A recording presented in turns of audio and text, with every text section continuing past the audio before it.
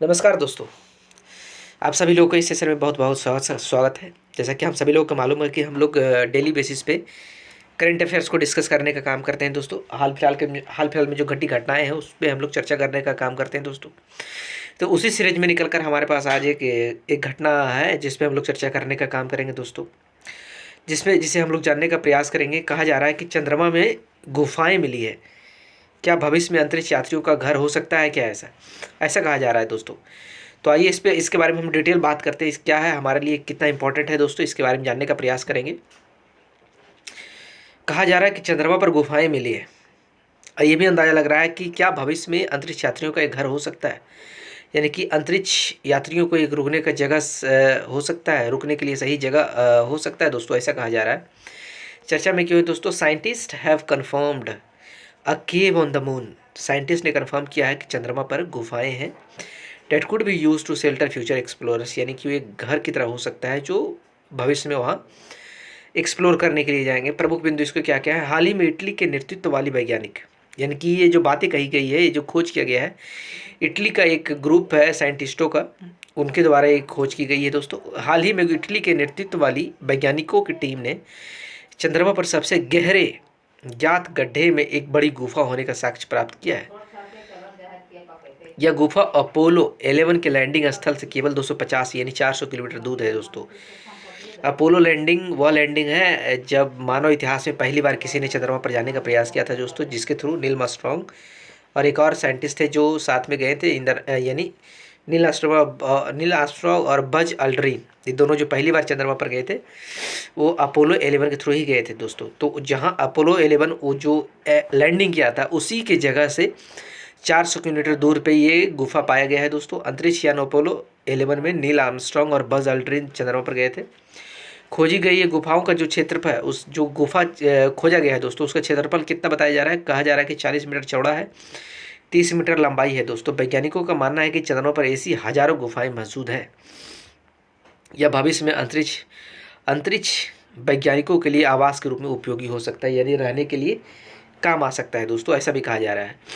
चंद्रमा पर खोजी गई गुफा का निर्माण कैसे होता है दोस्तों, अब इसके बारे में बात करते हैं, इसके बारे में चर्चा कर लेते हैं। इस गुफा की खोज जो है सी ऑफ ट्रैंक्विलिटी में की गई है। ट्रैंक्विलिटी वही होता है, ट्रैंक्विलिटी का मतलब क्या हुआ दोस्तों? ट्रैंक्विलिटी उसी जगह को कहा जाता है जहाँ पर पहली बार अपोलो 11 का लैंडिंग किया गया था दोस्तों, उस जगह को हम ट्रैंक्विलिटी कहते हैं। और सी ऑफ ट्रैंक्विलिटी क्या कहता है कि एक जगह होता है चंद्रमा पर, जो चंद्रमा पर एक तरीके से कहा जाए दोस्तों, तो पानी उनी नहीं होता है, तो कहा जाता है सी ऑफ ट्रैंक्विलिटी, यानी एक शांति का एक समुद्र है। यानी कि एक जो बलुआई है, धूल का एक पहाड़ है दोस्तों, धूल का एक पहाड़ है जो ज़्यादा ऊंचाई पे नहीं है, अब बड़े स्तर पर एक धूल का एक मैदान है जो बड़ी चौड़ाई में फैला हुआ है दोस्तों। तो वही धूल का मैदान जिसकी कुछ ऊंचाई है उसी को कहा जाता है सी ऑफ ट्रैंक्विलिटी कहा जाता है दोस्तों। ये चंद्रमा के प्राचीन लावा मैदानों में स्थित है, यानी कि जहाँ जहाँ इस तरीके का लावा आदि फटने का काम किया है दोस्तों, वहाँ वहाँ ये सी ऑफ ट्रैंक्विलिटी बनने का काम हुआ है दोस्तों। यानी कि चंद्रमा जहाँ प्राचीन लावा के मैदान है वहाँ स्थित है। वैज्ञानिकों का मानना है कि इन गुफाओं का निर्माण लावा ट्यूब से हुआ है दोस्तों। यानी जो लावा ट्यूब के बारे में नहीं जानते उनको मैं बता देता हूँ कि जब वोल्केनो इरप्ट होता है, जब ज्वालामुखी फटती है दोस्तों, तो उससे जो लावा निकलने के जो रास्ते होते हैं, क्योंकि जब ज्वालामुखी फटता है तो बड़ा ऊँचे, उससे बहुत सारे लावा निकलते हैं, बहुत बड़े पैमाने पे लावा निकलते हैं दोस्तों, कि एक बहुत बड़ा पहाड़ की तरह हो जाता है। और उस पहाड़ की तरह आकृति से जो लावा निकलता है, लावा निकल कर बाहर आता है, और लावा निकलने पर जो पूरी तरीके से जब वो ठंडा हो जाता है तो एक ट्यूब की तरह बन जाता है, एक गुफे की तरह बन जाता है। तो दोस्तों साइंटिस्टों का अनुमान है कि इसी तरीके से ये गुफाएं का फॉर्मेशन होता है दोस्तों। इस गुफा के आसपास 2 से अधिक अन्य गड्ढों को देखा गया है जो लावा ट्यूब के ढहने से ही बनने का काम हुआ है दोस्तों। भविष्य के लिए चंद्रमा की गुफाओं का कितना महत्व है, इसके बारे में जानते हैं। ऐसी गुफाएं अंतरिक्ष यात्रियों के लिए प्राकृतिक आश्रय के रूप में काम ली जा सकती है दोस्तों, यानी कि अंतरिक्ष यात्रियों को रहने की जगह के लिए सुविधाएं प्रदान कर सकता है। ये गुफाएं अंतरिक्ष यात्रियों को कॉस्मिक रे और सोलर रेडिएशन, जो ज़्यादातर चंद्रमा की धरती पे देखा जाता है, कॉस्मिक रे, सोलर रेडिएशन के साथ साथ माइक्रोमेटेरियोटिक स्ट्राइक से बचाने में भी मददगार होगी दोस्तों। चंद्रमा के अध्ययन में सहायक। चंद्रमा का विकास कैसे हुआ? चंद्रमा पर ज्वालामुखी गतिविधियों का जानना है दोस्तों, यानी चंद्रमा के अध्ययन में एक तरीके से सहायता करने का काम करेगा कि चंद्रमा का विकास कैसे हुआ, चंद्रमा पर ज्वालामुखी गतिविधियों कब कैसे किस तरीके से होता है, कब से हो रहा है, इसके बारे में जानने का प्रयास किया जाएगा। अपोलो 11 पर एक नज़र डालने का काम करते हैं दोस्तों।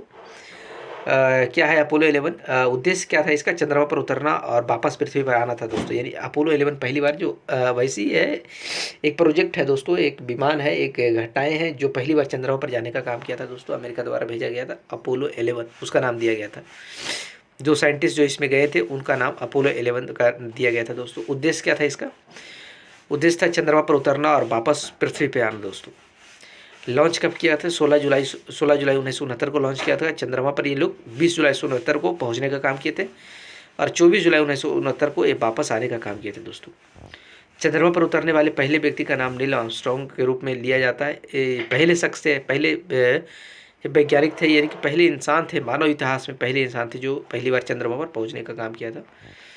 आज के सेशन में इतना ही दोस्तों, बाकी बातें आगे करने का काम करेंगे। आई होप आपको अच्छा लगा होगा, आपको चीज़ें पसंद आई होगा।